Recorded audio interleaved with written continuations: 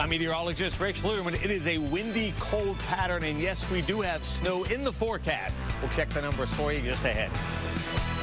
What a wild story. A shooting here in Inkster, and then another shooting about 40 miles away in Trenton. And yes, they are connected. I'll tell you how, coming up. Working for you. This is Fox 2 News at 5.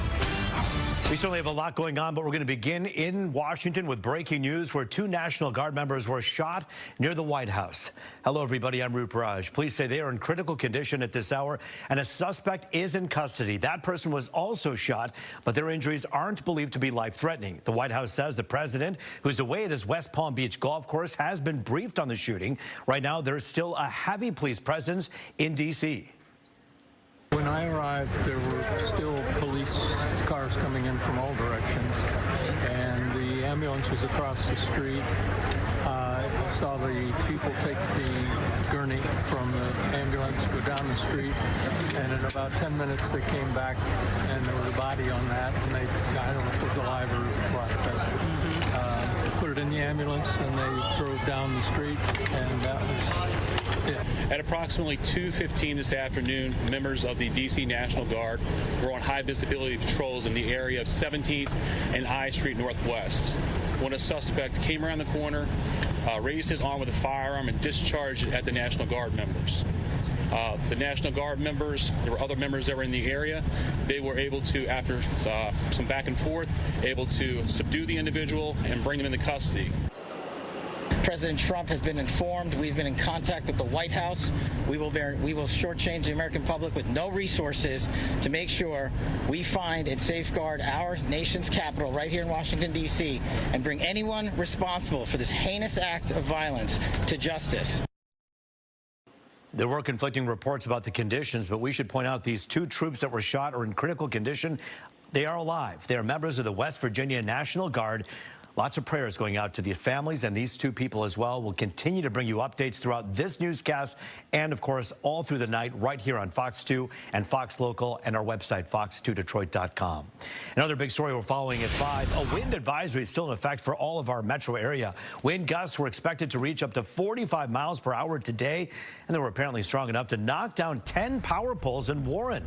This is the scene near 10 Mile and Ryan Road. Rain and snow are also in the forecast as we head into the Thanksgiving holiday, and it's a huge travel weekend, as you know. We'll hear from Fox 2's Dave Kinchin live at Detroit Metro Airport in just a moment. But first, let's check in with Weather Authority Rich Luderman. And Rich, when is that snow moving in? We're going to see occasional snow showers, Roop, for tonight and tomorrow morning. You can see the heaviest of the activity is on the other side of the state, but this is lake effect snow, and some of it will creep into southeast Michigan. You can see some heavier snow showers closer to Lansing, closer to Flint as well. Once we get beyond sunset, once it gets dark, then we'll see a chance for some slick spots out there. 34 degrees here, 32 in Lansing. It is getting cold in Grand Rapids. Here are live pictures from Mount Clemens, and you can see just a few flurries in the air, but the wind is really up there. Gusts right now near 40 miles per hour. That's that wind advisory that stays in effect until 4 a.m. And look at this, wind chills.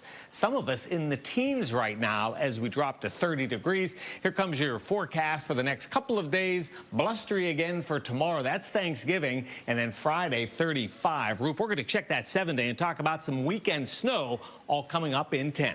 All right, Rich, we'll talk to you in a few minutes here. On the night before Thanksgiving, the holiday travel rush is heating up. A record number of Americans expected to travel this week. Fox 2's Dave Kinchin joins us live from Detroit Metro Airport. And Dave, what's it look like behind you? You know, it's busy here at Detroit Metro. We just ran into some folks here, Calvin and Kathy from Detroit going to Phoenix. And how's it been so far? You're just kind of getting checked in, right? Just kind of getting checked in, but it looked really busy outside. So I don't know. Yeah, it looks good in here. Yeah. What did you think when you were driving up? Were you nervous?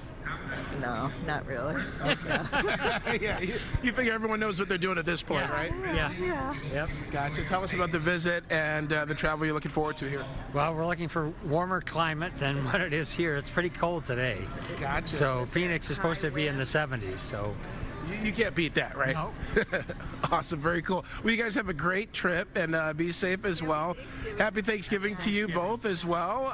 You know, a lot of people are coming in steadily to the airport, and we'll show you, kind of give you a look at the line down here, the TSA checkpoint, and you can see that, you know, people are making their way in. It's not crazy busy right now. I did see about 13 flights or so that were delayed. Looking up on the big board, so you, as they say, you know the drill. You want to check with your flights, with your the app that corresponds to the flight that you're taking, that airline, and see what the situation is there. You know, the good news is, coming out of the turbulence, no pun intended, of the seriously, no pun intended there, of the situation relating to the government shutdown and all of the air traffic control workers who weren't working. We do know that they're all on full staff right now, so air traffic control is working the way it should be, according to aviation experts, with a full staffing back on hand now after the shutdown. So that's certainly a good thing. Reporting live at Detroit Metro, Dave Kinchin, Fox 2 News. Yeah, it seems as though that weather could be affecting a lot of people, but perhaps not as much in the air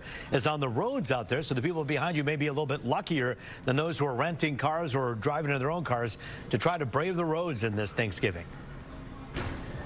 Yeah, and you know, the high winds too. I mean, there's been papers and debris and things like that blowing across the road. I mean, yeah, it's just getting down here. It was pretty windy. So that's another part of it. That could slow people down getting to the airport. But weather's something we're going to keep watching too. We will continue to do that. Dave Kinchin for us live tonight. Thank you. We do have new details in a deadly shooting downriver involving Trenton police. We're told the man who was killed was a suspect in a separate shooting at a gentleman's club in Inkster. Police say 37-year-old Julius Jones shot a security guard after they got into some kind of an argument. Hours later, Jones was shot by police while parked outside of an apartment complex. Let's get live to Fox News' Charlie Langton with the very latest, and to sort this one out for us, Charlie. Well, I'll tell you what, sorting this one out, Roop, is going to be very difficult, and that's what the police are doing right now. But you're right. This started at a strip club. It ended in an apartment complex about 40 miles apart. Let me show you what happened here. Let's go to about 2 a.m. at the Bogart Strip Club that's in Inkster. Apparently, the bar was closing. Some of the women performers were leaving, and this guy, 37-year-old Julius Jones, allegedly waiting for some of the women to leave the club. He got into some kind of an altercation with a security guard there.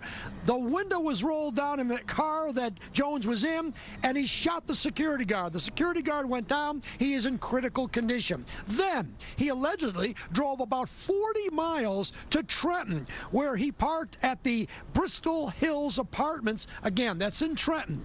The phone was pinged, and the police in Trenton were notified. They went there, and they got into an altercation with Jones again. This time, it is disputed that there was a gun and that Jones may have tried to attack the cops. He didn't obey the cops, and the cops shot Jones. He died at the scene. Now, we talked to Jones's mother, who said, wait a minute, Jones had nothing to do at the strip club, and he didn't even have a gun in the Trenton parking lot.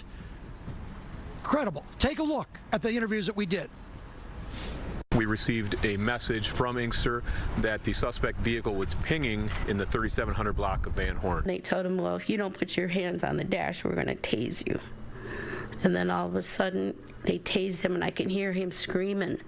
And then seconds before they stopped tasing him, they all started shooting into the car at him. I heard multiple gunshots, like over and over again. And then I told him, did you kill him? Is he dead? And they wouldn't answer me. They just kept telling me, shut the up and go in your house.